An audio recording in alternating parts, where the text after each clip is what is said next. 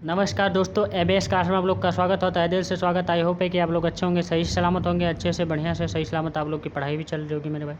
तो जैसा कि दोस्तों आज के वीडियो में मैं बताने वाला हूँ आप लोग को बिल मतलब जान रहे हैं आप लोग। अब नाम ऐसे सुने होंगे कि बिल क्या है ये। तो मुस्लिम लॉ का एक टॉपिक है बिल, जिसे बहुत इंपॉर्टेंट है मेरे भाई। आप लोग का जो है आप लोग का जैसे मेरे पास लखनऊ यूनिवर्सिटी का सिलेबस है प्रेजेंट टाइम में, उसी सिलेबस के अकॉर्डिंग मैं पढ़ा रहा हूँ। बाकी आप लोग चाहे जिस यूनिवर्सिटी से आप लोग पढ़ सकते हैं, कोई मायने नहीं रखता आप लोग, क्योंकि सेम सिलेबस है, ऐसे सेम टू सेम सिलेबस रहता है। आप लोग एलएलबी अगर कर रहे हैं सेकंड सेमेस्टर में, या आप लोग पीसीएसजी की तैयारी कर रहे हैं, किसी भी चीज़ से तैयारी कर रहे हैं आप लोग, जुडिशियल लेवल में है, तो आप लोग इस जो है टॉपिक को जरूर समझिएगा मेरे भाई। बहुत ही इंपॉर्टेंट है मेरे भाई, जो कि इससे डायरेक्ट क्वेश्चन पूछे जाते हैं, फुल क्वेश्चन पूछे जाते हैं मेरे भाई। आप लोग को आंसर राइटिंग में भी आएगा, पीसीएसजी के मेंस में भी आएगा।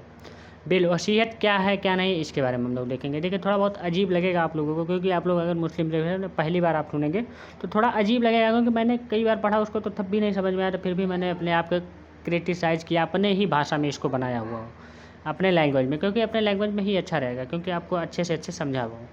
इसका मतलब देखिए, फतवा या आलमगीरी, इन्होंने क्या कहा है। इनके अनुसार कहा गया वसीयतकर्ता की जो है मृत्यु के बाद प्रभाव में आने वाले किसी संपत्ति के स्वामित्व का दान वसीयत कहलाता है। सिंपल सा मतलब, जब मृत्यु हो जाए किसी की तो उसी की संपत्ति के स्वामित्व, जो उसका स्वामित्व रहता है, का दान, मतलब वो दान दे दे। हिंदू मुस्लिम विध में यही होता है, हिंदू विध में तो चलो ठीक है, ले लिया जाता है दान, वो ले लेते हैं, दे देते हैं ट्रांसफ़र वाला। लेकिन मुस्लिम विध में जब तक वो मरने वाले नहीं होते तब तक जो है किसी को प्रॉपर्टी नहीं देते। ये होती है उनकी कंडीशन, शर्तें और कंडीशन। तो सब उल्टा है सब चीज़ें।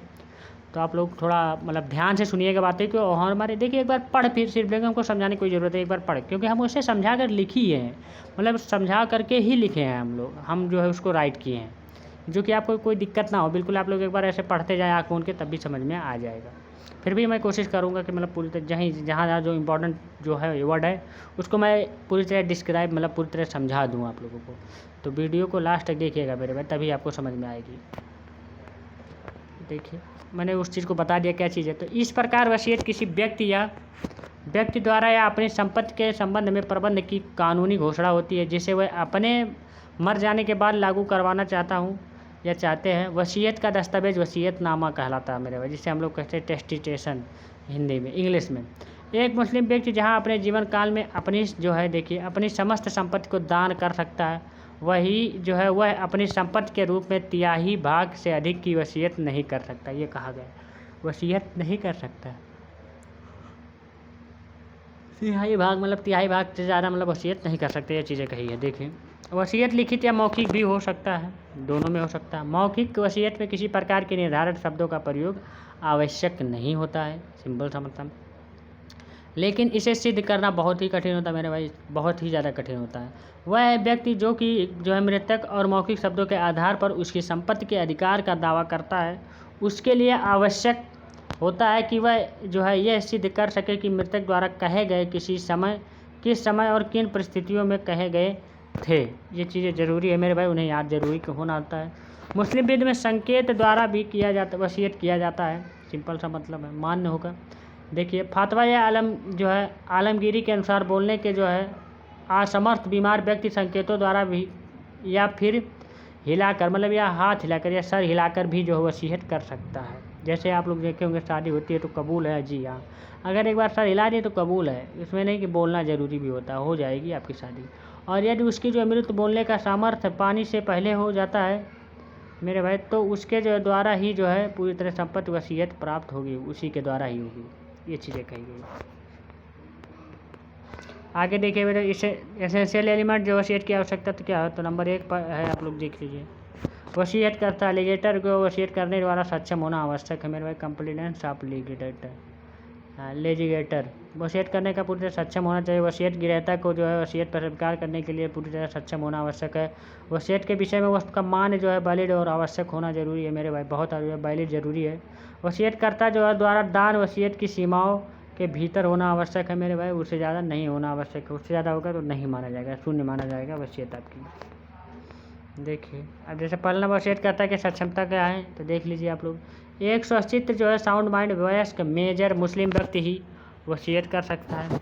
इस प्रकार कोई अवयस्क जो है माइनर व अस्वच्छित अनसाउंड माइंड व्यक्ति वसीयत के जो है लिए जो है अक्षम, पूरी तरह मतलब सुरक्षित नहीं है, अक्षम है मेरे भाई, होता है। इनकम्प्लीटेड जिसे हम लोग कहते हैं।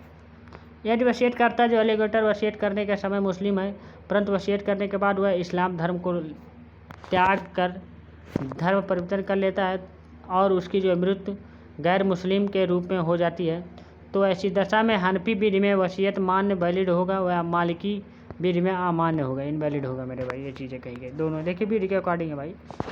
वसीयत ग्रहीता की जो है सक्षमता क्या है जो मेरे भाई, जो है कंपोटेंस ऑफ द लिगेटी। वसीयत के द्वारा संपत्ति धारण करने के लिए जो है कोई भी व्यक्ति वसीयत ग्रहीता हो सकता है। इसमें लिंग या धर्म का कोई भी भेदभाव नहीं है, चाहे जो हो सकता है जो है बॉय गर्ल जो भी हो सकता है, कोई भी ज़रूरी नहीं है। यहाँ तक कि सुन्नी विधि में जो है अनजाने बच्चे के लिए भी की गई वसीयत मान होता है भी चीज़ें मेरे सुन्नी विधि में।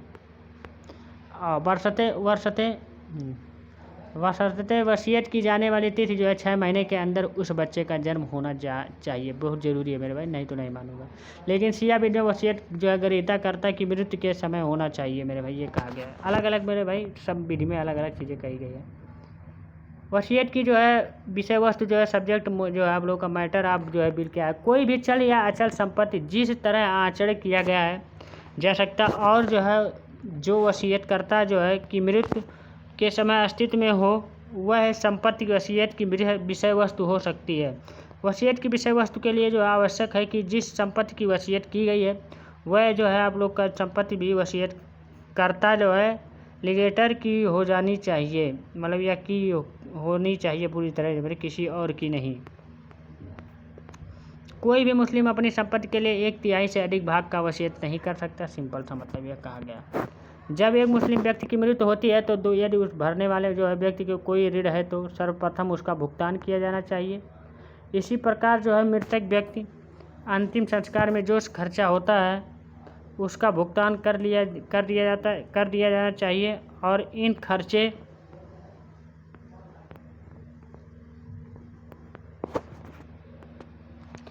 खर्चे को काटने के बाद भी बची हुई जो है संपत्ति के लिए 1/3 भाग ही वसीयत की जा सकती है। बस मेरे भाई देखिए वसीयत की सीमाएं क्या है। देखिए किसी मुस्लिम व्यक्ति की वसीयत करने की शक्ति दो जो है प्रकार की सीमित होती है, पूरी तरह 2 प्रकार की होती है। नंबर फर्स्ट है आप लोग का वसीयत ग्रहीता व्यक्तियों से संबंधित सीमाएं, जिसे हम लोग कहते हैं लिमिट रिलेटेड टू जो है लिगेटी।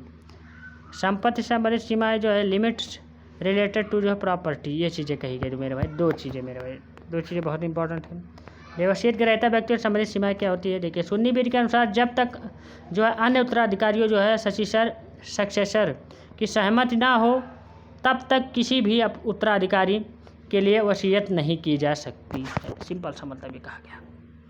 देखिए जबकि शिया विधि के अनुसार वसीयत करता जो है किसी जो है उत्तराधिकारी के पक्ष में अपनी संपत्ति की 1/3 भाग पूरी तरह वसीयत किए बिना जो है किसी उत्तराधिकारी की सहमति के कर सकता है। लेकिन यदि संपत्ति के कारण 1/3 भाग से अधिक की जाए वसीयत करनी हो तो दूसरे उत्तराधिकारी की सहमति आवश्यक होती है मेरे भाई, बहुत ज़रूरी है।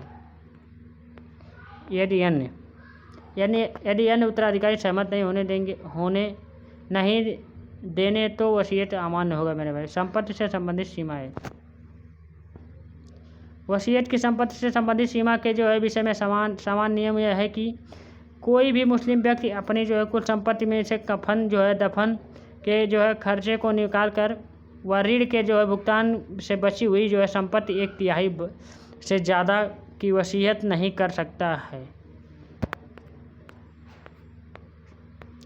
उदाहरण देखिए यदि एक मुस्लिम अपने पीछे जो है 4,000 की जो है संपत्ति छोड़कर मरता है, उसके कफन दफन का खर्चा 200 रुपये का है तो 800 रुपये मतलब 2,000 रुपये का तो आप लोग का जो है जैसे उस पर जो है 800 का ऋण है तो शेष जो है 3,000 के 1/3 या पानी के रुपये जो है 1,000 की जो है वसीयत मान्य होगी मेरे भाई पूरी तरह। तो मेरे भाई आज के वीडियो में यहीं तक मेरे भाई, जहाँ तक आपको पूरी कोशिश किया होगी समझ में आ जाए। देखिए उसका एक बार समझ लेंगे, अगर पढ़ लेंगे रीड कर लेंगे तो समझ जाए, क्योंकि मैं ऑलरेडी मैं समझा करके ही लिखा हूँ नोट्स मेरे भाई, मैं अपने मतलब पर्सनल नोट में शेयर कर रहा हूँ आप लोग के बीच में, तो समझ सकते हैं कितनी अच्छे से बनी, कितने बढ़िया से मैं बनाया हुआ हूँ। बस मेरे भाई ऐसे इंग्लिश हिंदी दोनों मिला करके है। बाकी इंग्लिश में चाहे प्योर इंग्लिश तो आप लोग कमेंट करिएगा, बाकी प्योर हिंदी चाहे तो भी कमेंट करिएगा मेरे भाई। तो ज़रूर आपको मिल जाएगा। ऐसे ही मेरे साथ जुड़े रहे, चैनल को सब्सक्राइब करें अगर नए हो तो। अगर कोई भी चीज़ पर टॉपिक को किसी भी टॉपिक पर वीडियो चाहिए तो कमेंट बॉक्स में कमेंट जरूर करें। Thank you, bye, tata, take care, bye.